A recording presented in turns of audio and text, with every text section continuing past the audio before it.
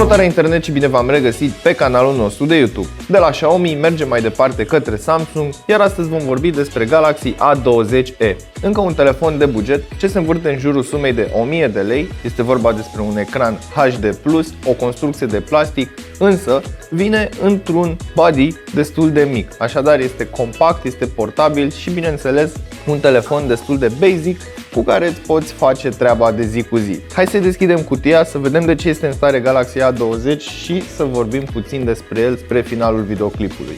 Dar înainte de toate, nu uita să te abonezi și să activezi notificările, iar mai apoi intră pe cel.ro/giveaway pentru a te înscrie în concurs. Cam aceasta ar fi cutia lui A20e. Este o cutie dintr-un material mai slăbuț, sau mai bine spus, nu este un carton atât de solid. Este printată cu cerneală de soia, așadar mergem și pe partea ecologică. Hai să ne uităm puțin la specificații. Avem 32 de GB spațiu de stocare intern, suportă fast charging, avem dual camera și bineînțeles Infinity V Display. Camera de pe față este de 8 megapixeli, combinația de pe spate este de 13 cu 5 megapixeli și avem un procesor octa-core despre care vom vorbi imediat la testele sintetice. Pentru început avem un plic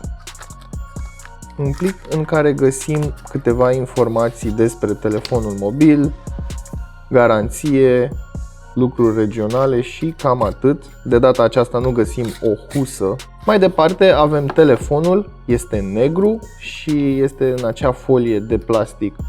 Îl voi lăsa momentan deoparte, iar aici avem accesoriile.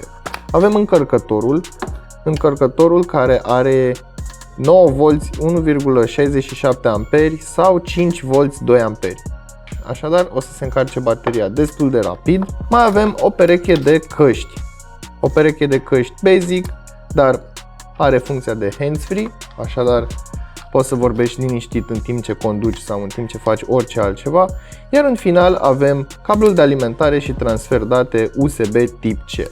Aici, la baza cutiei, mai avem și acel pin pentru sertarul SIM și card microSD. Avem un telefon negru, este un telefon din plastic cu un design destul de micuț și ca să vă faceți o idee, pentru că tot am discutat în episoadele trecute de Galaxy A40 și Xiaomi Mi 9 SE, acesta este A40 în dreapta, este un pic de tot mai mare decât A40, iar acesta este Mi 9 SE, care sunt cam la fel, dar ține cont că diferența este de 500 de lei între aceste două telefoane. Hai să ne uităm și la telefon.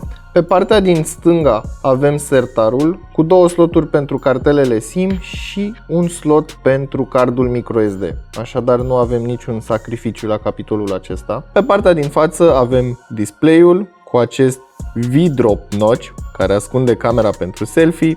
Aici avem foarte subtil o fantă foarte mică cu grila difuzorului pentru apeluri.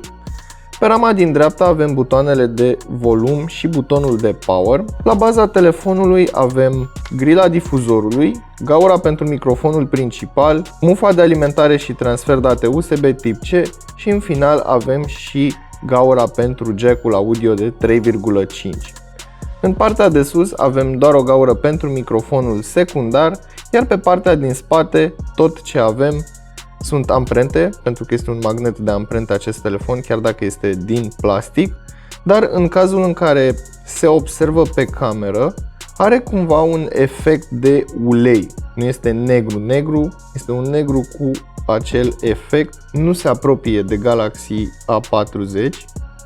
Deși ei spun că și acesta este black, însă din punctul meu de vedere acesta este mai black decât black-ul de pe A40. Dar designul este asemănător. Senzor de amprentă, cele două camere, blitzul și logo-ul cu Samsung. Cam atât este ceea ce avem pe spatele telefonului. Este un telefon micuț, este un telefon compact, nu este la fel de mare ca LG-ul meu, care este imens și destul de greu de utilizat cu o singură mână.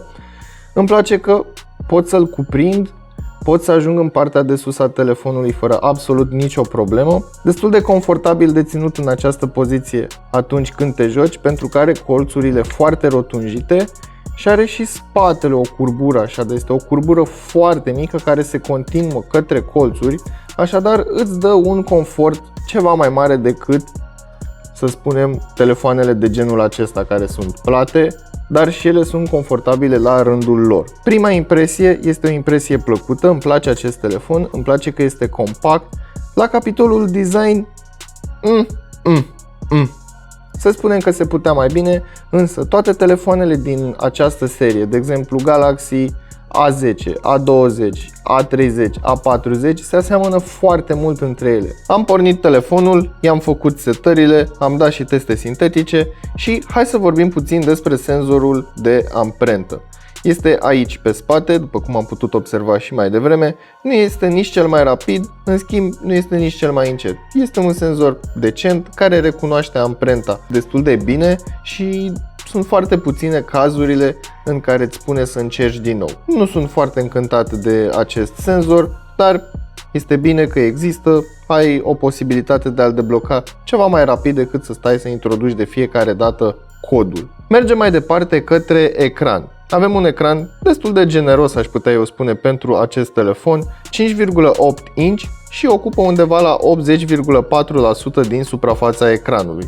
Avem o rezoluție de 1560 de pixeli pe 720 cu un aspect 19,5 pe 9 și o densitate de aproximativ 296 de pixeli pe inch. Așadar, nu avem un ecran foarte calitativ, în schimb este foarte contrastant și culorile sunt destul de bune. De asemenea și unghiurile de vizualizare sunt destul de mari. Ce mi-aș fi dorit în schimb să avem o rezoluție măcar Full HD, dar în acest caz este vorba de HD+, este un ecran decent, totuși trebuie să ținem cont și de segmentul din care face parte acest telefon. Hai să vorbim puțin și despre hardware-ul acestui telefon. Avem un procesor Exynos 7884, este un octa-core cu 2 nuclee la 1,6 și 6 nuclee la 1,35 de GHz. Așadar nu este o bestie.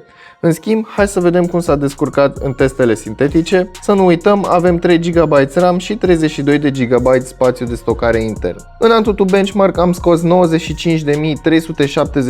de puncte și în cazul în care sunteți curioși, aveți aici afișat pe ecran și celelalte scoruri. Haideți să ieșim de aici și să mergem în Geekbench. 1216 puncte în single core și 3686 de puncte în multicore. Haideți să vorbim puțin și despre experiența de utilizare a acestui telefon. Din fabrică vine cu Android 9 Pie, chiar dacă nu este un telefon foarte rapid și această interfață ar necesita ceva mai mult hardware, să spunem, sau un hardware cu o performanță ceva mai bună, telefonul se simte destul de rapid și nu are lag, nu sacadează în momentul în care deschizi aplicații. Telefonul vine preinstalat cu Spotify și Netflix, ca un bloatware, să-i spunem așa, aplicațiile de la Samsung pe care le știți deja și, bineînțeles, aplicațiile de la Google. Per total, experiența de utilizare este actualizată, ai software și, bineînțeles, actualizări de securitate la zi, iar în ceea ce privește sistemul de operare, pe mine mă mulțumește. Acum, hai să vorbim și despre camere. Dacă tot avem telefonul pe față pus aici pe suport, avem 8 megapixeli f2.0 și cam atât. Este o cameră destul de simplă, iar pe spate, în schimb, avem 13 megapixeli f1.9 și 5 megapixeli f2.2. Haideți să ne uităm și în aplicația camerei, care nu este neapărat foarte diferită. Butonul pentru setări, flash, timer, aspect, full 3x4 și așa mai departe.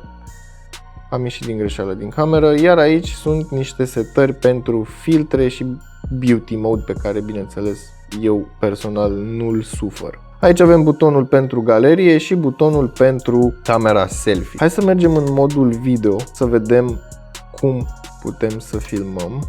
Rear video size, ia să vedem. Full HD 1920 pe 1080, așadar acest telefon nu filmează 4K. De asemenea, am opțiunea de a filma cu lentila normală sau cu lentila mai largă și același lucru este și în cazul fotografiei. Pot să selectez între cele două camere și să fac fotografie cu cea cu care doresc. De asemenea, avem și un mod Pro care este simpluț. Mie niciodată nu mi-a plăcut modul Pro de la aceste telefoane Samsung pentru că nu mă lasă să selectez focus manual și să pun un timp de expunere mai mare. În schimb, mă lasă să mă joc cu ISO, white balance și, bineînțeles, compensația expunerii. Așadar, avem un pachet foarte minimalist în ceea ce privește experiența de utilizare. Pe partea cealaltă, toate softurile, sau mai bine spus toate aplicațiile, vor rula pe acest dispozitiv pentru că nu este extraordinar de încet și nu este nici extraordinar de învechit, pentru că softul este la zi. Pe partea de conectivitate, în schimb, avem doar Wi-Fi BGN, deci nu avem AC, nu avem dual band și nici 5 GHz. În schimb, avem Bluetooth 5.0, așadar dacă ai două boxe portabile, le poți conecta pe amândouă și avea un sunet mai bogat. Bateria este de 3000 de mAh, iar acest lucru înseamnă că va duce o zi întreagă de utilizare medie, adică Spotify, puțin Netflix, YouTube, rețele de socializare, apeluri și mesaje. Acum hai să trecem la gaming. O să deschid PUBG și să vedem cum se descurcă în acest joc. Am deschis jocul și acesta a recunoscut hardware-ul, iar setările au fost date pe mediu. Sincer să spun, nu e o experiență foarte rea de gameplay. Mie nu mi se pare rău pentru prețul acesta. Deși, dacă stau bine să mă gândesc, sunt mai multe alternative cu procesoare ceva mai bune decât acest telefon și cu o experiență de gameplay ceva mai bună, însă, la urma urmei, rămâne și la atitudinea celui care cumpără, adică, să fim serioși, orice ai alege în afară de Samsung, nu o să ai o experiență de utilizare a interfeței. Și sincer să fiu, One UI acesta îmi place mai mult decât orice a avut Samsung vreodată. Până, sincer să fiu, când era TouchWiz-ul pe Galaxy S4, S5, S6, mi s-a părut un pic over the top. Adică avea foarte multe funcții inutile și nu funcționau toate. Revenind la experiența de gameplay, mă plimb de ceva timp cu mașina pe stânci și peste tot a rămas blocat aici. Hai să mă dau jos. Așa, nu am văzut să aibă lag, nu am văzut să sacadeze și, sincer să fiu, nici nu s-a încins foarte tare. E călduț în jumătatea de sus a telefonului, dar nu văd să fie vreo problemă în cazul în care te joci jumătate de oră, o oră sau mai bine spus 2-3 meciuri. E bine, acum hai să vorbim puțin despre Galaxy 20e, sau mai bine spus A20e. Mid-range este un pic cam mult spus. Entry level este peste un telefon entry level, dar cu un preț apropiat de mid-range. Undeva în jurul sumei de 1000 de lei la momentul review-ului, din punctul meu de vedere, este destul de mult pentru acest model de telefon. Însă, are câteva avantaje pe care eu le consider destul de interesante. Și este vorba de sistemul de operare. Chiar dacă este un telefon destul de slăbuț, vine cu ultima versiune de Android și ai experiența Samsung pe acest dispozitiv inclusiv. Chiar dacă ai un Galaxy S9, S10 sau un telefon mai slăbuț de la Samsung, ai exact aceeași experiență de utilizare a sistemului de operare. Al doilea lucru pe care îl găsesc interesant la acest dispozitiv este camera. Chiar dacă nu are o calitate extraordinar de bună, practic este o cameră basic, am opțiunea de a selecta între o lentilă normală și o lentilă ultra-wide. Chiar dacă multe telefoane în acest segment de preț au doar un depth sensor și cam atât. Al treilea avantaj pe care îl găsesc la acest telefon este că dimensiunea lui este mică, este un telefon compact, destul de ușor de purtat de colo-colo și mi se pare o alegere foarte bună pentru cei care vor un telefon basic. Apeluri, SMS-uri, consum multimedia, ascultat muzică și practic cam atât poți să faci cu acest dispozitiv. De ce nu poți să te și joci PUBG, după cum am putut să vedem în minutele anterioare, însă nu recomand acest lucru pentru că după o sesiune foarte îndelungată e posibil să se încingă, va trebui să-l bagi la încărcat, vei strica bateria și așa mai departe. Chiar dacă are o baterie de 3000 de mAh, avantajul este că ecranul are o rezoluție HD+, așadar nu o să consume extraordinar de multă putere, ca în cazul unui ecran Full HD sau un ecran 2K, însă calitatea, e bine, rămâne la atitudinea ta, să vezi dacă ești mulțumit sau nu ești mulțumit cu o rezoluție HD+. Al patrulea avantaj ar putea fi construcția lui. Chiar dacă nu este din sticlă și aluminiu, este făcut din plastic și în momentul în care îl vei scăpa pe jos, probabil se va ciobi puțin plasticul, însă nu se va crăpa spatele și ecranul, e bine, ecranul există o probabilitate mai mare să rămână intact. Acum, hai să vorbim puțin despre alternativele acestui dispozitiv în același segment de preț. În momentul acesta putem găsi pe piață ceva mai ieftin, cum ar fi Xiaomi Mi 8 Lite, cu o cameră ceva mai bună decât acest dispozitiv, însă nu are wide angle, are doar a doua cameră pentru efectul de bokeh. În schimb, are o construcție ceva mai premium, îi lipsește mufa jack. A doua opțiune pe care ai putea să o alegi tot în acest segment de preț ar putea fi Nokia 7.1, cu o baterie ceva mai bună decât acest dispozitiv, un ecran superb Full HD, HDR10 compatibil și bineînțeles o experiență Android stock. O a treia opțiune pe care ai putea să o iei în considerare în cazul în care nu poți pleca de la Samsung și nu poți să te obișnuiești cu alt sistem de operare,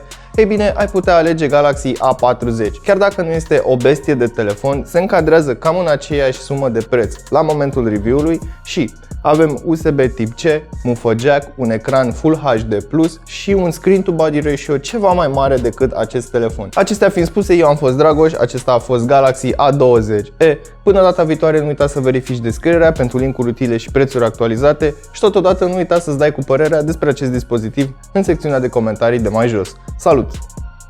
Dar înainte de toate, acesta este încă unul dintre telefoanele